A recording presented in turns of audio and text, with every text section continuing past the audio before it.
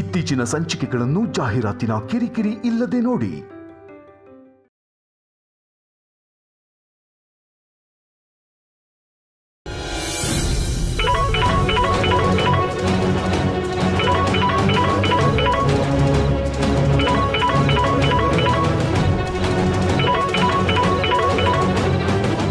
ಮಾವ, ನಿಮ್ phone ring ಆಗ್ತಿದೆ.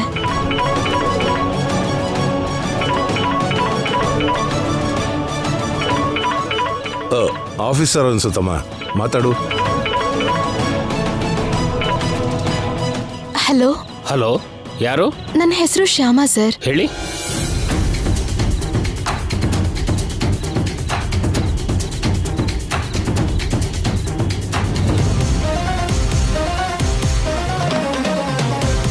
ಹೀಗಾಗಿದೆ ಸರ್, ನೀವು ಆಫೀಸ್ಗೆ ಯಾವಾಗ ಬರ್ತೀರಾ? ಆಕ್ಚುಲಿ ನಾನು ಊರಲ್ಲಿ ಇದ್ದೀನಮ್ಮ, ಇಲ್ಲಿ ಸಿಗ್ನಲ್ ಸರಿಯಾಗಿ ಸಿಗ್ತಿಲ್ಲ, ಅದಕ್ಕೆ ನಾಟ್ ರೀಚಬಲ್ ಬರ್ತಿದೆ. ನಾಳೆ ಆಫೀಸಿಗೆ ಬರ್ತೀನಿ. ಪ್ಲೀಸ್ ಸರ್, ನನ್ನ ಗಂಡನ ಜೀವನ ನಿಮ್ ಕೈಯಲ್ಲಿದೆ, ನೀವು ಖಂಡಿತ ಬರಬೇಕು ಸರ್. ಅಷ್ಟು ರಿಕ್ವೆಸ್ಟ್ ಮಾಡೋ ಅಗತ್ಯ ಇಲ್ಲಮ್ಮ. ನನ್ನ ಆಫೀಸಲ್ಲಿ ತಪ್ಪಾಗಿದ್ರೆ ಅದಕ್ಕೆ ಜವಾಬ್ದಾರಿ ನಾನೇ ಆಗ್ತೀನಿ. ನಾಳೆ ನಾನು 10 ಗಂಟೆಗೆ ಆಫೀಸಿಗೆ ಬರ್ತೀನಿ, ನೀವು ಕೂಡ ಬಂದ್ಬಿಡಿ. Thank you sir, thank you so much.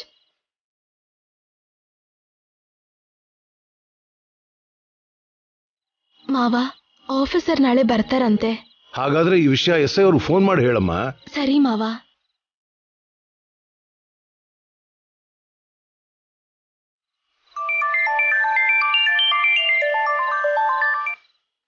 Hello sir. ಹೇಳಿ ಮೇಡಮ್. ಆಫೀಸರ್ ಫೋನ್ ಮಾಡಿದ್ರು. ಎಲ್ಲಿದ್ದಾರಂತೆ? ಅವ್ರು ಊರಲ್ಲಿದ್ದಾರಂತೆ. ಓಕೆ. ನಡೆದಿದ್ನೆಲ್ಲ ಹೇಳ್ದೆ.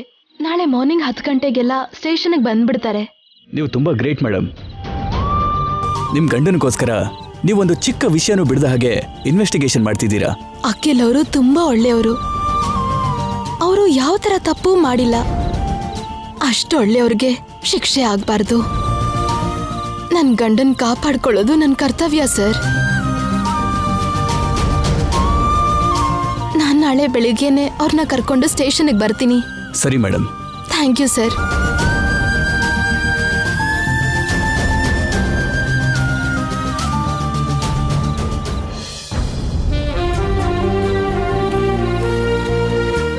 ಅತ್ತೆ, ನಾಳೆ ಅಖಿಲ್ ಅವರು ಖಂಡಿತ ಮನೆಗೆ ಬರ್ತಾರೆ. ಎಲ್ಲ ಕೃಷ್ಣನ್ ಲೀಲೆನಮ್ಮ. ಹಾಗಾಯ್ತು ಅಂದ್ರೆ ಅದಕ್ಕಿಂತ ಸಂತೋಷ ಬೇರೇನಿದೆ?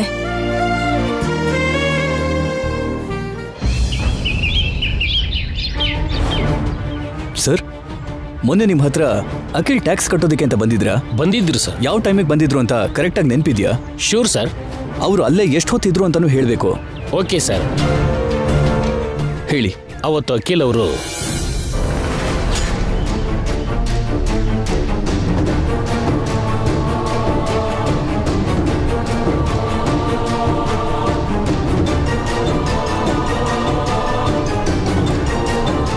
ಇದೇ ಸರ್ ನಡೆದಿದ್ದು. ಇಷ್ಟು ಕರೆಕ್ಟಾಗಿ ಅಖಿಲ್ ಅಲ್ಲೇ ಇದ್ರು ಅಂತ ನೀವು ತಡಬಡಾಯಿಸ್ತೆ ಹೇಳ್ತೀರಿ ಅಂದ್ರೆ ಇದು ನಡೆದಿದ್ದ ಇಲ್ಲ ಪ್ರಿಪೇರ್ ಆಗಿ ಹೇಳ್ತಾ ಇದ್ದೀರಾ? ಸರ್, ನಾನು ನಿಜನೇ ಹೇಳ್ತಿದ್ದೀನಿ ಸರ್. ನನಗೆ ಚೆನ್ನಾಗಿ ಗೊತ್ತು ಸರ್. ಆ ಟೈಮ್ ನನ್ನ ಜೀವನನೇ ಬದಲಾಯಿಸ್ತು. ನನ್ನ ಲೈಫಲ್ಲಿ ಆ ಟೈಮ್ನ ನಾನು ಯಾವತ್ತೂ ಮರೆಯಲ್ಲ. ಏನು? ಹೌದು ಸರ್. ನಮ್ದೊಂದು ಚಿಕ್ಕದೊಂದು ಹಳ್ಳಿ, ಸಾಧಾರಣ ಕುಟುಂಬ. ನನ್ನ ತಂದೆ ತಾಯಿ ಎಷ್ಟೋ ಕಷ್ಟಪಟ್ಟು ನನ್ನ ಓದಿಸಿ ಆಫೀಸರ್ ಮಾಡಿದ್ರು. ವರ್ಕ್ ಟೆನ್ಷನಿಂದ, ಮಕ್ಕಳು ಜವಾಬ್ದಾರಿ, ಇನ್ನು ಕೆಲವು ಕೆಲಸದ ಮಧ್ಯೆ ಎತ್ತವ್ರನ್ನ ನೆಗ್ಲೆಕ್ಟ್ ಮಾಡಿದೆ. ಅಖಿಲ್ ಸರ್ ಟ್ಯಾಕ್ಸ್ ಪೇ ಮಾಡೋಕ್ಕೆ ನನ್ನ ಹತ್ರ ಬಂದಾಗ ನಮ್ಮ ಮನೆಯಿಂದ ನಮ್ಮಪ್ಪ ನನಗೆ ಕಾಲ್ ಮಾಡಿದ್ರು. ನಾನು ಸ್ವಲ್ಪ ಅವರಿಗೆ ಮನಸ್ಸಿಗೆ ನೋವಾಗಾಗಿ ಮಾತಾಡಿದೆ. ಅದನ್ನು ನೋಡಿ ಅಖಿಲ್ ಸರ್ ನನಗೆ ಬೈದರು. ಯಾರ ಮೇಲೆ ಸರ್ ನೀವು ಕೋಪ ತೋರಿಸೋದು? ನಿಮಗೆ ಜೀವ ಕೊಟ್ಟಿರೋ ತಂದೆ ತಾಯಿ ಮೇಲ? ಒಬ್ಬ ಚಿಕ್ಕ ವಯಸ್ಸಲ್ಲಿರೋ ಮಗ ತಂದೆ ತಾಯಿ ಮೇಲೆ ಕೋಪ ಮಾಡಿಕೊಂಡ್ರೆ ಅರ್ಥ ಇದೆ. ಯಾಕಂದ್ರೆ ತಾಯಿ ಪ್ರೀತಿ ಗೊತ್ತೋ ಹೊರ್ತು ತಂದೆ ಕಷ್ಟ ಗೊತ್ತಾಗಲ್ಲ. ಆದರೆ ನೀವೊಬ್ಬ ತಂದೆಯಾಗಿ ಅರ್ಥ ಮಾಡ್ಕೊಳ್ಳದೆ ಇರೋದು ದುರದೃಷ್ಟ. ನಾವು ಲೈಫಲ್ಲಿ ಏನೇ ಸಾಧಿಸಿದ್ರು ನಮಗೆ ಲೈಫ್ ಕೊಟ್ಟವ್ರನ್ನ ಯಾವತ್ತೂ ಮರಿಬಾರದು. ತಂದೆ ತಾಯಿ ಮಕ್ಕಳಿಂದ ಯಾವ ಆಸ್ತಿ ಪಾಸ್ತಿನೂ ಬಯಸಲ್ಲ. 4 ಮಾತು, ಸ್ವಲ್ಪ ಪ್ರೀತಿ ಅಷ್ಟೇ. ಅದನ್ನು ಕೊಟ್ರೇನೆ ನಮ್ಮ ಜನ್ಮಕ್ಕೆ ಅರ್ಥ ಇರುತ್ತೆ ಅಂತ ಹೇಳಿದ್ರು. ಅದನ್ನ ನಾನು ಯಾವತ್ತೂ ಮರೆಯಲ್ಲ ಮೇಡಮ್. ಆ ದಿನ ನಾನು ಯಾವತ್ತೂ ಮರೆಯಲ್ಲ. ಹೇಳಿ ಸರ್. ನೈಟ್ ನೀವು ನನಗೆ ಕಾಲ್ ಮಾಡಿದಾಗ ನಮ್ಮೂರಲ್ಲಿ ಇದ್ದೀನಿ ಅಂತ ಹೇಳಿದ್ನಲ್ಲ ಮೇಡಮ್. ಹೌದು ಸರ್, ಹೇಳಿದ್ರಿ. ನಮ್ಮ ಅಪ್ಪ ಅಮ್ಮನ ನೋಡಕ್ ಹೋಗಿದ್ದೆ ಮೇಡಮ್. ನಾನು ಇನ್ನು ಮುಂದೆ ಅಖಿಲ್ ಸರ್ ಹೇಳ್ದಾಗೆ ಟೈಮ್ ಮಾಡಿಕೊಂಡು ಹೋಗಿ ಬರ್ತಿರ್ತೀನಿ ಮೇಡಮ್. ಅಖಿಲ್ ಅವರು ನಿರಪರಾಧಿ ಅಂತ ನೀವ್ ಈಗ್ಲಾದ್ರೂ ನಂಬ್ತೀರಾ? ನಂಬ್ತೀನಿ ಮೇಡಮ್. ಅಖಿಲ್ ಅಲ್ಲಿದ್ದ ಟೈಮಲ್ಲೇ ಅಲ್ಲಿ ವನಜಾಕ್ಷಿಗೆ ಆಕ್ಸಿಡೆಂಟ್ ಆಗಿತ್ತು. ಆದರೆ ಇವ್ರನ್ನ ನಾನು ಯಾವಾಗ ಕರೆದ್ರೂ ಆಗ ಬಂದು ಸಾಕ್ಷಿ ಹೇಳ್ಬೇಕಾಗತ್ತೆ. ಸರ್, ಕೇಳಿಸ್ಕೊಂಡ್ರಿ ಅಲ್ವಾ? ನೀವು ಬಂದು ಸಾಕ್ಷಿ ಹೇಳ್ತೀರಾ? ಖಂಡಿತ ಹೇಳ್ತೀನಿ ಮೇಡಮ್. ಈ ತಪ್ಪು ನನ್ನ ಆಫೀಸಲ್ಲಿ ಆಗಿದೆ. ಅಷ್ಟೇ ಅಲ್ಲದೆ ಎತ್ತವ್ರನ್ನ ಮರ್ತಿದ್ ನನಗೆ ಅಖಿಲ್ ಸರ್ ಬಂದು ಬುದ್ಧಿ ಹೇಳಿದ್ರು. ಅಂತೆ ಒಳ್ಳೆ ಮನುಷ್ಯಗೆ ಅನ್ಯಾಯ ಆಗಬಾರ್ದು ಮೇಡಮ್. ನೀವೇನು ಭಯಪಡಬೇಡಿ ಮೇಡಮ್. ನೀವು ಯಾವಾಗ ಕರೆದ್ರೂ ಅವಾಗ ಬಂದು ಹೇಳ್ತೀನಿ. ಥ್ಯಾಂಕ್ ಯು ಸರ್, ತುಂಬಾ ಥ್ಯಾಂಕ್ಸ್. ನೀವೇ ನನ್ನ ಗಂಡನ್ ಕಾಪಾಡಿದ್ದು.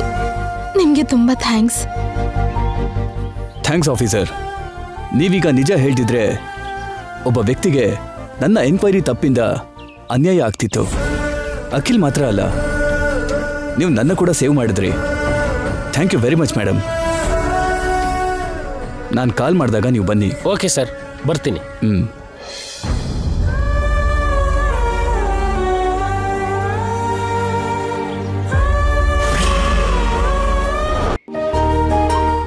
ಸರ್, ನನ್ನ ಎಕ್ಸ್ಪೀರಿಯನ್ಸ್ನಲ್ಲೇ ಈ ಥರದ ಕೇಸನ್ನು ಯಾವತ್ತೂ ನೋಡಿಲ್ಲ. ಇದೇ ಫಸ್ಟ್ ಟೈಮ್. ಈ ಕೇಸ್ ತುಂಬಾ ಟರ್ನ್ ತಗೊಳ್ತು. ನಾನು ನಿಮ್ಮನ್ನ ನಿಜವಾಗ್ಲೂ ಅಪರಾಧಿ ಅನ್ಕೊಂಡೆ. ಆ ಆಕ್ಸಿಡೆಂಟ್ ಮಾಡಿದ್ದು ನೀವೇ ಅಂತ ನಂಬಿದ್ದೆ ಸರ್.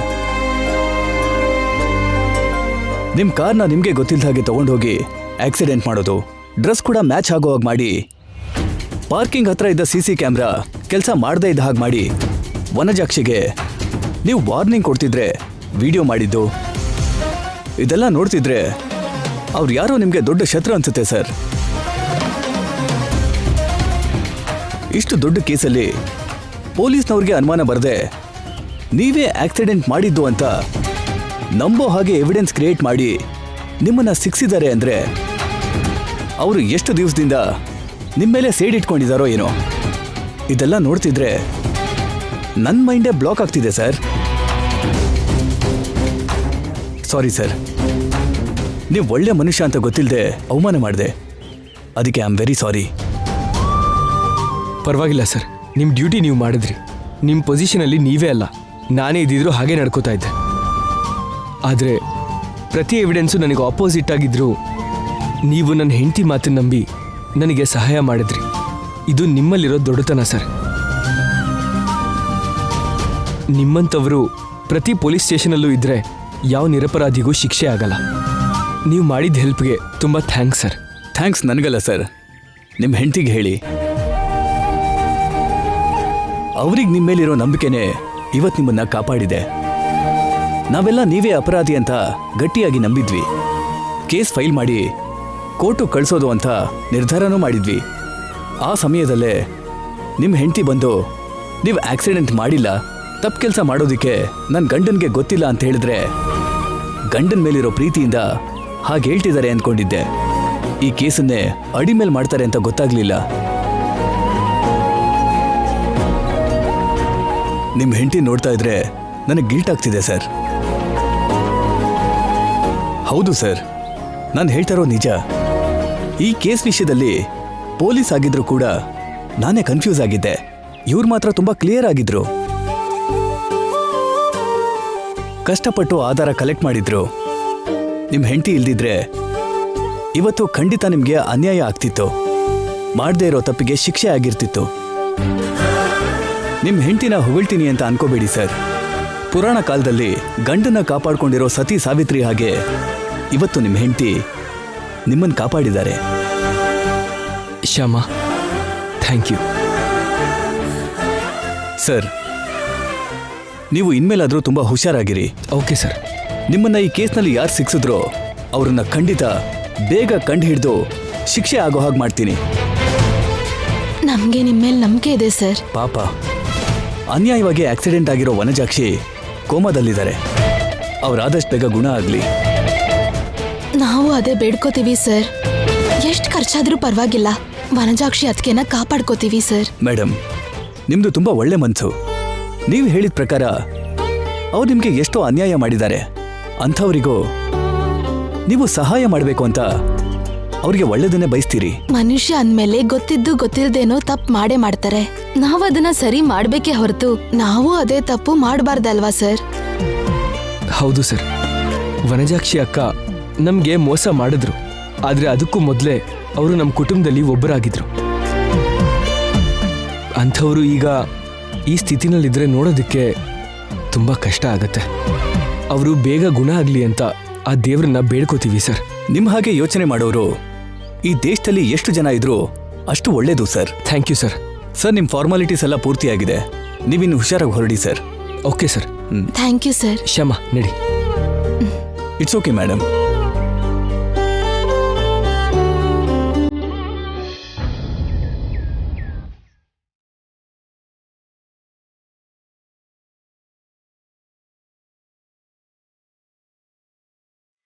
ಅಜ್ಜಿ, ಡ್ಯಾಡಿ ಯಾವಾಗ ಬರ್ತಾರೆ? ಬಂದ್ಬಿಡ್ತಾರೆ ಪುಟ್ಟ, ಬಂದ್ಬಿಡ್ತಾರೆ. ವಿಹಾರಿ, ನಮಸ್ಕಾರ ಸರ್. ನಮಸ್ಕಾರ ನಮ್ಮ. ಕೃಷ್ಣ, ನಮ್ ಡ್ಯಾಡಿ ಇನ್ನೂ ಮನೆಗೆ ಬಂದೇ ಇಲ್ಲ. ಸರ್ಗೆ ಏನೂ ಆಗಲ್ಲ ವಿಹಾರಿ, ನಿನಗೆ ಅಳಬಾರ್ದು. ಹೌದು ಯಜಮಾನ್ರೆ, ಸರ್ಗೆ ಏನೂ ಆಗೋದಿಲ್ಲ. ವಿಹಾರಿ, ನೀನೇನು ಭಯ ಪಡಬೇಡ. ಡ್ಯಾಡಿ ಯಾವಾಗ ಬರ್ತಾರೆ ಕೃಷ್ಣ? ಶ್ಯಾಮಮ್ಮ ಕರ್ಕೊಂಬರಕ್ ಹೋಗಿದಾರಲ್ಲ ವಿಹಾರಿ, ಖಂಡಿತ ಕರ್ಕೊಂಬರ್ತಾರೆ. ನಿಜಾನಾ? ಆ ಕೃಷ್ಣ ಇದ್ದಾನಲ್ಲ, ಎಲ್ಲ ಅವನೇ ನೋಡ್ಕೋತಾನೆ. ಹೌದು ವಿಹಾರಿ, ನೀನೇನ್ ಹೆದರ್ಕೋಬೇಡ. ಕೃಷ್ಣ ಹೇಳ್ತಿದಾನಲ್ಲ, ಡ್ಯಾಡಿ ಬಂದ್ಬಿಡ್ತಾರೆ.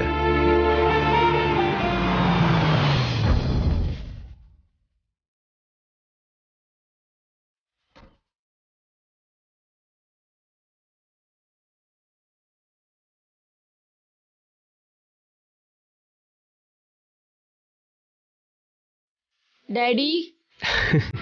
ಕಂದ ಅಖಿಲ್. ಮಮ್ಮಿ,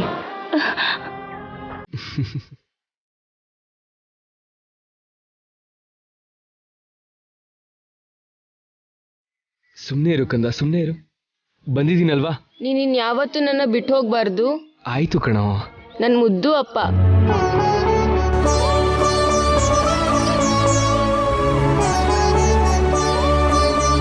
ತಾತ, ನಾನು ನಿಮ್ಗೆ ಹೇಳಿದ್ನಲ್ವಾ, ಶ್ಯಾಮಮ್ಮ ಖಂಡಿತ ಸರ್ನ ಮನೆಗೆ ಕರ್ಕೊಂಬರ್ತಾರೆ ಅಂತ. ಹೌದು ಕೃಷ್ಣ, ನಿನಗಿರೋ ಧೈರ್ಯ ಕೂಡ ನಮ್ಗಿಲ್ದೆ ಹೋಯ್ತು ನೋಡು. ಕೃಷ್ಣ, ನೀನ್ ಯಾವಾಗ ಬಂದೆ? ಈಗಷ್ಟೇ ಬಂದೆ ಶ್ಯಾಮಮ್ಮ. ಕಂದ ಅಖಿಲ್, ನಿನ್ ಮೇಲ್ ಬಂದಿರೋ ಆರೋಪ ಎಲ್ಲ ಹೊಟ್ಟೋಯ್ತಲ್ಲ, ಇನ್ನೇನು ತೊಂದರೆ ಇಲ್ಲ ಅಲ್ವಾ? ಪೂರ್ತಿಯಾಗಿ ನಾನು ನಿರ್ದೋಷಿ ಅಂತ ಶ್ಯಾಮ ಪ್ರೂವ್ ಮಾಡಿದ್ದಾಳೆ ಮಮ್ಮಿ. ಇನ್ನು ನನಗೆ ಯಾವ ತೊಂದರೆನೂ ಇಲ್ಲ. ನಿಮ್ಗೆ ಯಾವಾಗ್ಲೂ ಒಳ್ಳೇದಾಗುತ್ತೆ ಸರ್. ಹೌದು ಕೃಷ್ಣ, ನೀನ್ ಎಲ್ಲಿರ್ತೀಯೋ ಅಲ್ಲಿ ಖುಷಿ ಇರತ್ತೆ.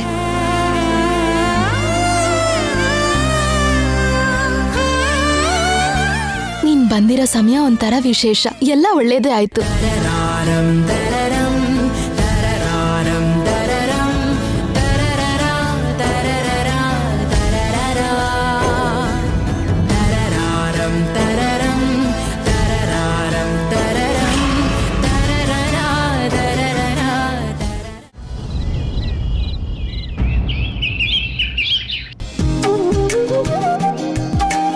ಏನ್ರಿ ಇದು, ಹಗಲ ಹೊತ್ತೆ ಪಟಾಕಿ ಹಚ್ಚೋದೇನು? ಮಕ್ಕಳಲ್ವಾ ಶ್ಯಾಮ, ಹೋಗ್ಲಿ ಬಿಡು, ಹಚ್ಲಿ. ತಾತ, ಏನ್ ಕೃಷ್ಣ? ದೀಪಾವಳಿ ಹಬ್ಬ ಏನಕ್ ಮಾಡ್ತಾರೆ?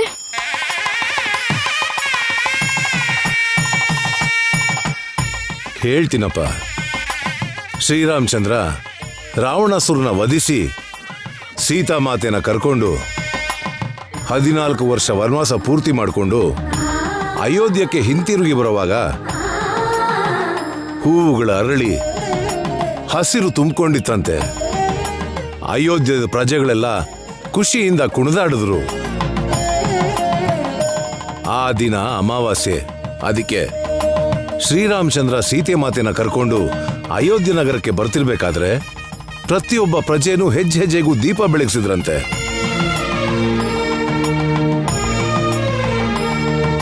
ಆ ದೀಪಗಳನ್ನ ನೋಡಿ ಶ್ರೀರಾಮಚಂದ್ರ ಸೀತೆ ಮಾತೆ ಸಂತೋಷ ಪಟ್ರು. ಪ್ರಜೆಗಳಿಗೂ ಸಹ ತುಂಬಾ ಸಂತೋಷ ಆಯ್ತು. ಆವತ್ತಿನಿಂದ ನಾವು ದೀಪಾವಳಿ ಹಬ್ಬ ಆಚರಿಸ್ತಾ ಇದ್ದೀವಿ. ಅಷ್ಟೇ ಅಲ್ಲ ಪುಟ್ಟ, ಇನ್ನೊಂದ್ ಕತೆ ಬೇರೆ ಇದೆ. ಇನ್ನೊಂದ್ ಕತೆನಾ? ಏನದು ಅಜ್ಜಿ? ಹಿಂದೆ ನರಕಾಸುರ ಅಂತ ಒಬ್ಬ ರಾಕ್ಷಸ ಇದ್ನಂತೆ. ತನ್ಗಿರೋ ತಪೋಬಲದಿಂದ ಸೊಕ್ಕಿಂದ ದೇವತೆಗಳಿಗೆ ಪ್ರಜೆಗಳಿಗೆ ಹಿಂಸೆ ಕೊಡ್ತಿದ್ದ, ಕ್ರೂರವಾಗಿ ಕೊಲ್ತಿದ್ದ. ಆಗ ದೇವತೆಗಳೆಲ್ಲ ಭಯ ಪಟ್ಕೊಂಡು ಶ್ರೀಕೃಷ್ಣನ ಹತ್ರ ಹೋಗಿ ನಮ್ಮನ್ನ ಆ ರಾಕ್ಷಸನಿಂದ ಕಾಪಾಡುವಂತ ಬೇಡ್ಕೊಂಡ್ರು. ಆಗ ಶ್ರೀಕೃಷ್ಣ ಸತ್ಯಭಾಮನ್ ಜೊತೆಗೆ ಆ ರಾಕ್ಷಸನ್ ಹತ್ರ ಹೋಗಿ ಅವನ್ ಜೊತೆ ಯುದ್ಧ ಮಾಡ್ದ. ಆ ಸಮಯದಲ್ಲಿ ಸತ್ಯಭಾಮ ನರಕಾಸುರನನ್ನ ಸಾಯಿಸಿದ್ಲು. ನರಕಾಸುರನ ಪೀಡೆ ಕಳೆದಿದ್ದಕ್ಕೆ ಪ್ರಜೆಗಳೆಲ್ಲ ಖುಷಿಯಿಂದ ಉಳಿದಿರೋ ರಾತ್ರಿನ ಮತ್ತೆ ಮರುದಿನ ಕೂಡ ಹಬ್ಬ ಆಚರಿಸಿದ್ರು. ಆ 2 ದಿನಗಳು ಕೂಡ ನರಕ ಚತುರ್ಥಿ, ದೀಪಾವಳಿ ಅಮಾವಾಸ್ಯೆಯಾಗಿ ಪ್ರಸಿದ್ಧಿ ಆಯ್ತು. ಹೀಗೆ ನಾವು ದೀಪಾವಳಿ ಹಬ್ಬ ಆಚರಿಸ್ತೀವಿ.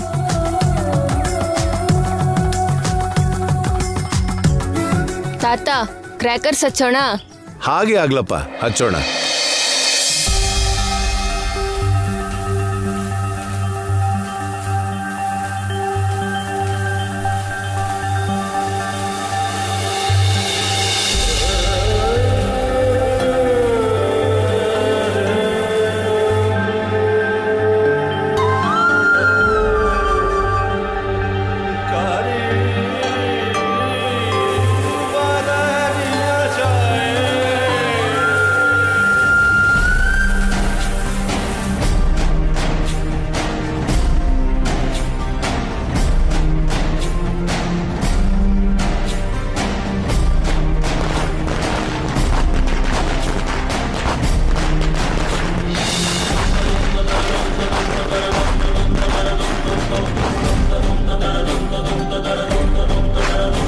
ಡ್ಯಾಡಿ, ಅದು ತಾಗಿಲ್ಲ ಡ್ಯಾಡಿ.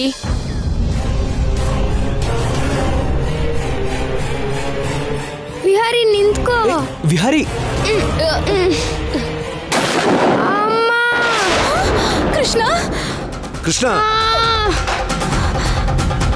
ಕೃಷ್ಣ, ಕೃಷ್ಣ, ಕೃಷ್ಣ, ಕೃಷ್ಣ, ಕೃಷ್ಣ, ಕೃಷ್ಣ, ನಡಿ.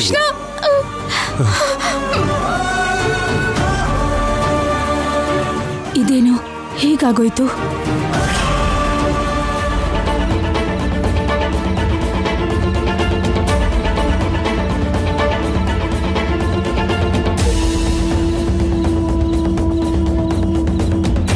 ದೇವ್ರೆ, ಕೃಷ್ಣನ್ಗೇನೂ ಆಗ್ಬಾರ್ದು. ಅದನ್ನ ನೋಡಿದ್ರು ಕೃಷ್ಣ ಅಲ್ಲಿ ಯಾಕೆ ಹೋದ್ನೋ?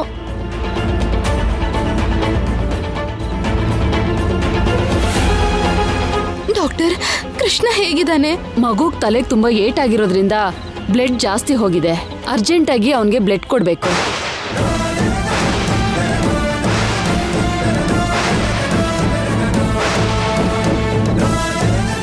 ಅವನ ಅಪ್ಪ ಅಮ್ಮ ಯಾರು? ನಾನೇ ಡಾಕ್ಟರ್. ಮಗುದು ಬ್ಲಡ್ ಗ್ರೂಪ್ ಬಿ ಪಾಸಿಟಿವ್. ನಿಮ್ಮಲ್ಲಿ ಬಿ ಪಾಸಿಟಿವ್ ಯಾರ್ದು? ಡಾಕ್ಟರ್, ನಂದು ಬಿ ಪಾಸಿಟಿವ್. ನೀವು ಬ್ಲಡ್ ಕೊಡ್ತೀರಾ? ಹಾ, ಕೊಡ್ತೀನಿ ಡಾಕ್ಟರ್. ಕೃಷ್ಣನ್ಗೇನೂ ಆಗ್ಬಾರ್ದು. ಹಾ, ಬನ್ನಿ.